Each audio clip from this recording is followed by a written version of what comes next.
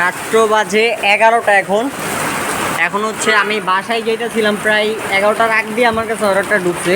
মানে আপনার central road থেকে যাবে হচ্ছে ধানমন্ডিতে যারা কাজ করে তারা চিনবে, এটা হচ্ছে আপনার কী যেন একটা হোটেল আছে ওই কাঁঠালবাগান বাজার, ওইখানে যাবে। 88 টাকা ভাড়া আসছে। এখন আমি কাস্টমারের বাসার সামনে আইসা এই যে সেন্ট্রাল রোডে আইসা দাঁড়ায় ছিলাম, 7 থেকে 8 মিনিট দাঁড়াইছিলাম ভাই। জোরে বাতাস ছাড়ছে, বাতাস ছাইরা সাথে সাথেই বৃষ্টি পড়া শুরু হয়ে গেছে। এত জোরে বৃষ্টি পড়তেছে দেখেন, না দেখলে বুঝবেন না। আর আমি অলরেডি পুরো ভিজা গেছি বললেই চলে।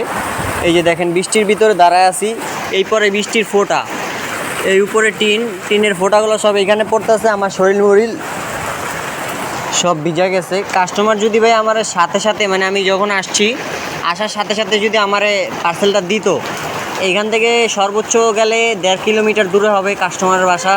যে পার্সেলটা রিসিভ করবে তার বাসা 1.5 কিলোমিটার দূরে যেতে আমার 7 থেকে 8 মিনিট লাগতো। এই মানে বৃষ্টি আসার আগেই আমি ওনার পার্সেলটা দিয়ে আসতাম। এখন বৃষ্টির ভিতরে কাস্টমার আমার ফোন দিছে যে কি করবেন।